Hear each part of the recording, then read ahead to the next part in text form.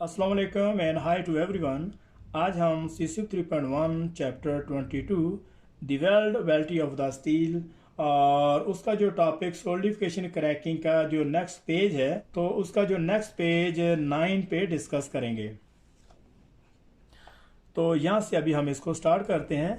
A further potential source of the sulphur is paint oil और grease and is wire temperature crayon always carry the statement sulphur free. यहाँ तक इसको देखते हैं। और जो सल्फर के जो मजीद जो पोटेंशियल सोर्सेस हैं उनमें पेंट ऑयल और ग्रीस भी हैं। इस वजह से जो टेम्परेचर क्रेन जो टेम्पल स्टिक है जिससे हम मेटल को चेक करते हैं कि मेटल हार्ड कितना है तो वो सल्फर फ्री होनी चाहिए।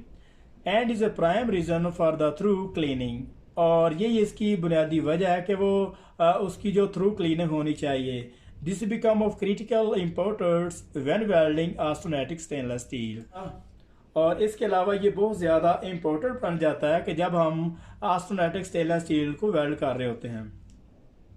तो यहाँ पे कुछ क्वेश्चन इस तरह से बनते हैं कि जो सल्फर के जो और यहाँ पे कुछ आंसर क्वेश्चन इस तरह से बनते हैं कि जो सल्फर के जो कंटेंट है उसके जो पोटेंशियल फोर्स है उसमें पेंट ऑयल और ग्रीस है, और इस वजह से जो टेम्परेचर जो टेम्पल स्टिक है उसको सल्फर फ्री होना चाहिए। और इस वजह से इसकी जो बुनियादी जो रिक्वायरमेंट है इसकी थ्रो क्लीनिंग होनी चाहिए। और ये मज़ीद जो इम्पोर्टेंट बन जाता है कि जब हम ख़ास तौर पर ऑस्टेनेटिक स्टेनलेस स्टील को वेल्ड कर रहे होते हैं। यहाँ से इसको स्टार्ट करते हैं। If limited material available require the welding high sulphur steel then consumables. यहाँ तक इसको देखते हैं। अगर हमारे पास जो मटेरियल है वो लिमिटेड है और हाई सल्फर लेवल स्टील पे अगर हम वेल्डिंग करनी पड़ती है तो उसमें क्या करते हैं कि हाई लेवल के जो मैंगनीज है उसमें ऐड किए जाते हैं। With lot of high manganese content are specified. यहाँ तक इसको देखते हैं। An example of steel with very high sulfur level would be free cutting machining steel। और इस टाइप की जो स्टील है उसको हम फ्री कटिंग या मशीनिंग स्टील कहते हैं। जिस स्टील में बहुत ज़्यादा हाई सल्फर कंटेंट है इस टाइप की जो स्टील को फ्री कटिंग या मशीनिंग स्टील कहते हैं। Some of these steels could be considered as unweldable in normal circumstances as a sulfur level are very high। तो आमतौर पर जनाब इस टाइप की जो स्टील है उसको वेल्ड ही नहीं किया जाता क्योंकि उसमें जो सल्फर लेवल बहुत ज़्यादा हाई हैं। और अगर बाय द वे इस टाइप की स्टील को अगर वेल्ड करना पड़ भी जाए तो उसमें क्या करते हैं कि इस तरह के जो इलेक्ट्रोड्स और कंज्यूमेबल यूज़ किए जाते हैं जिसमें जो हाई लेवल के मैंगनीज उसमें पाए जाते हैं। यहाँ से इसको देखते हैं। Manganese has the effect of the forming preferential manganese sulphide with the sulphur. यहाँ तक इसको देखते हैं। और मैंगनीज क्या करती है कि जब वेल्ड मेटल मोल्टन स्टेट में होता है तो उस वक्त जो मैंगनीज है ये सल्फर के साथ मिलकर मैंगनीज सल्फाइड बना लेती है। Manganese sulphide are spherical and solidified at high temperature than iron sulphide and therefore are more disperse throughout the weld. यहाँ तक इसको देखते हैं। और जो मैंगनीज सल्फाइड ये स्फेरिकल होती है, ये देखने में स्फेरिकल होती है और इसका जो मेल्टिंग पॉइंट है ये आयरन सल्फाइड की निस्बत बहुत ज़्यादा हाई होता है। और इस वजह से ये वेल्ड मेटल में through out the completed deposit weld metal में उसमें डिस्पर्स हो जाते हैं, उसमें बिखर जाते हैं। और cohesion between the grain is thus maintains and the crack will not occur. और इस वजह से ये जो मेटल के जो ग्रेन है उसके साथ जो है वो मिल जाते हैं, उसके साथ जो है वो कोहेजन हो जाते हैं और इस तरीके से क्रैक नहीं होते। तो यहाँ पे इस पैराग्राफ को हम जो है वो चेक करते हैं कि सबसे पहले हम ये देखते हैं कि मैंगनीज सल्फाइड क्या करती है। मैंगनीज ये करती है कि सल्फर के साथ डिपॉजिट वेल्ड मेटल में सबसे पहले मैंगनीज सल्फाइड बना लेती है और ये दिखने में स्फेरिकल होती है और इसका जो मेल्टिंग पॉइंट है ये आयरन सल्फाइड की निस्बत बहुत ज़्यादा हाई होता है। आयरन सल्फाइड अभी मोल्टन स्टेट में ही होती है और ये जो मैंगनीज सल्फाइड है ये कूल्ड होना ये ठंडा होना शुरू हो जाती है। और इस वजह से जो मेटल के जो ग्रेन है उनके साथ ये बॉन्ड हो जाती है, कोहेजन हो जाती है और उनके साथ ये मजबूती से एक दूसरे को जो है वो कोहेजन कर लेती है और इस वजह से जो क्रैकिंग आने के चांसेस वो बिल्कुल माइनर हो जाते हैं। यहाँ से इसको देखते हैं। Careful consideration must be given to the manganese sulphide ratio. जो मैंगनीज सल्फर जो रेशो है उसकी जो कैलकुलेशन है उसको केयरफुली चेक करना है। Which at 0.12% carbon should be in the region of the about 41। यहाँ तक इसको देखते हैं। और इसकी जो रेशियो है, अगर कार्बन कंटेंट की बात करें तो ये 0.12% इसमें कार्बन कंटेंट होने चाहिए। तो ओवरऑल जो दोनों की जो मैंगनीज सल्फाइड रेशियो है और इसी तरीके जो कार्बन कंटेंट है वो 41 होनी चाहिए। Increase carbon content can rapidly increase the required ratio exponentially. और इसी तरीके से अगर कार्बन कंटेंट स्टील में ज़्यादा आ जाते हैं और इसी तरीके से अगर कार्बन कंटेंट स्टील में ज़्यादा हो तो उसी मकदार से उसकी जो मैंगनीज की जो रेशियो है उसको भी इंक्रीज किया जाता है। Thus carbon must be reduce as a low as a possible. तो इस वजह से जो कार्बन कंटेंट है वो हमेशा लो होने चाहिए with low plate dilutions and low carbon high manganese filler wire। और इसी तरीके से जो प्लेट की जो डिल्यूशन है और इसके अलावा जो कार्बन कंटेंट है वो लो होने चाहिए और उसमें जो मैंगनीज और उसमें जो फिलर वायर या इलेक्ट्रोड्स है तो उसमें जो मैंगनीज लेवल बहुत ज़्यादा हाई होने चाहिए। मतलब कार्बन कंटेंट की रेशो के मुताबिक एक्सपोनेंशियली उसमें जो है वो मैंगनीज सल्फाइड होने चाहिए।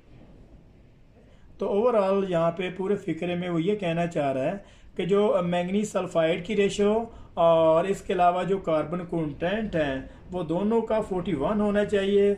और जितने कार्बन कंटेंट बेस मेटल में या स्टील में इंक्रीज होंगे उसी के मुताबिक उसमें जो मैंगनीज जो सल्फाइड है वो भी उसी के मुताबिक उसको जो है इंक्रीज किया जाएगा। और इसके अलावा कार्बन कंटेंट जितने हो सके उसमें कम होने चाहिए और उसमें जो प्लेट डिल्यूशन है और इसके अलावा उसमें जो मेन इम्पोर्टेंट जो चीज़ है और फिलर वायर में जो मैंगनीज का जो लेवल है वो हाई होना चाहिए। यहाँ से इसको स्टार्ट करते हैं। ए समरी ऑफ प्रिवेंशन मेथड। तो इस तरह से सोल्डिफिकेशन क्रैकिंग को बचाने के लिए यहाँ पे समरी दी हुई है। तो नंबर ए में यहाँ पे यूज़ लो डिल्यूशन प्रोसेस। तो सोल्डिफिकेशन क्रैकिंग से बचाने के लिए सबसे पहले हम ये करते हैं कि जो लो डिल्यूशन प्रोसेस है उसको यूज़ किया जाता है। जैसे कि सब आर्क वेल्डिंग प्रोसेस है, मिग मैग है और इसके अलावा flux core arc welding process है। ये हाई डिल्यूशन प्रोसेस हैं। तो वहाँ पे वो प्रोसेस यूज़ किए जाते हैं जिसकी जो करंट डेंसिटी हम लो यूज़ करते हैं। जैसे कि एमएमए वेल्डिंग प्रोसेस है, टिग वेल्डिंग प्रोसेस वगैरह को यूज़ किया जाएगा। तो नंबर बी में यहाँ यूज़ हाई मैंगनीज कंज्यूमेबल्स। और वो इलेक्ट्रोड्स यूज़ किए जाएंगे जिसमें मैंगनीज का जो लेवल है हाई हो। और नंबर सी में यहाँ पे मेंटेन ए लो कार्बन कंटेंट। और इसके अलावा बेस मेटल में जो कार्बन कंटेंट है वो लो होने चाहिए। और नंबर डी में यहाँ पे मिनिमाइज स्ट्रेस रेस्ट्रेंट। और जितना पॉसिबल हो सके उसमें जो स्ट्रेस है और जो स्ट्रेंट है वो कम होनी चाहिए। रेस्ट्रेंट मतलब अगर किसी भी बेस मेटल को हम वेल्ड करते हैं तो उसको डिस्टोर्शन से बचाने के लिए उसको हम वॉइस में या फिर हम उसको जो है वो जिग्स कलम वगैरह से उसको वो रिस्टेंड कर देते हैं ताकि उसमें जो है वो डिस्टोर्शन वगैरह ना हो। तो इसके अलावा स्ट्रेसेस है वेल्डिंग में जब कॉन्ट्रैक्शन स्ट्रेसेस या फिर एक्सपेंशन वगैरह बनती है तो इन फोर्सेस की वजह से मेटल में जो स्ट्रेसेस पैदा होती है तो ये मिनिमाइज होनी चाहिए। तो इस तरह की जो स्ट्रेसेस हैं ये मिनिमाइज होनी चाहिए। तो specify low sulphur content of the plates. और प्लेट में जो सल्फर कंटेंट हैं वो भी लो होने चाहिए। जो मैक्सिमम 0.05% उसमें सल्फर कंटेंट होने चाहिए। और इसके अलावा एफ में रिमूव लैमिनेशंस।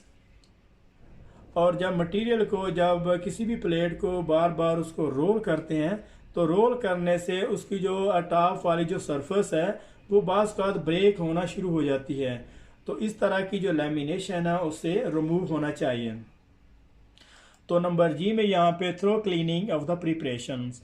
तो वेल्डिंग की तरह जो वेल्ड मेटल का एरिया है उसको अच्छे तरीके से क्लीन और उसकी जो प्रिपरेशन होनी चाहिए। तो एच में मिनिमाइज डिल्यूशंस। तो बेस मेटल की जो डिल्यूशन है वो कम से कम होनी चाहिए।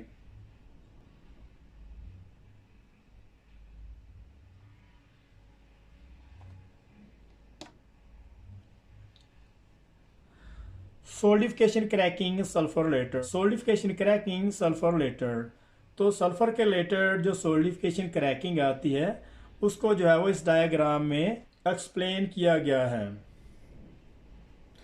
तो यहाँ पे एक वेल्ड मेटल है और उसके सेंटर में जो है वो सोल्डिफिकेशन क्रैकिंग यहाँ पे आप देख रहे हैं कि ये लाइन जो है वो शो हो रही है। तो उसको जूम करके उसको यहाँ पे उन्होंने बड़ा करके दिखाया हुआ है कि किस तरीके से सोल्डिफिकेशन क्रैकिंग आती है। तो साइड पे ये बेस मेटल के जो ग्रेन है और सेंटर में इसका जो आयरन सल्फाइड है और direction of the solidification grains, direction of the grain solidification. जो लिक्विड आयरन सल्फाइड है ये सोल्डिफाइंग ग्रेन के मिड में है और इसी तरीके से जब वेल्ड मेटल में कॉन्ट्रैक्शनल स्ट्रेसेस बनती हैं, ये आप नीचे देख रहे हैं कि अपोजिंग कॉन्ट्रैक्शनल स्ट्रेसेस, और जब वेल्ड मेटल और हीट अफेक्टेड जोन के एरिया में जब कॉन्ट्रैक्शनल स्ट्रेसेस बनती हैं तो इस वजह से जो आयरन सल्फाइड जो है वो बीच में फट जाता है। इस तरीके से सोल्डिफिकेशन क्रैकिंग आने के चांसेस होते हैं। तो इस तरीके से सोल्डिफिकेशन क्रैकिंग जो वेल्ड के सेंटर लाइन में बनती है।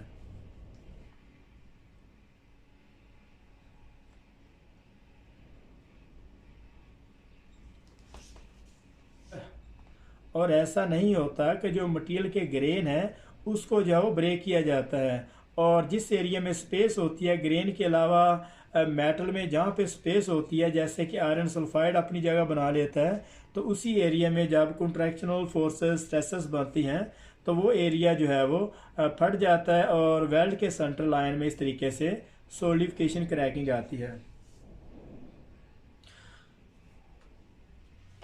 तो यहाँ पे हमारा 22.9 यहाँ पे ख़त्म हो रहा है। तो मिलते हैं नेक्स्ट पेज में, तब तक के लिए अल्लाह हाफिज़।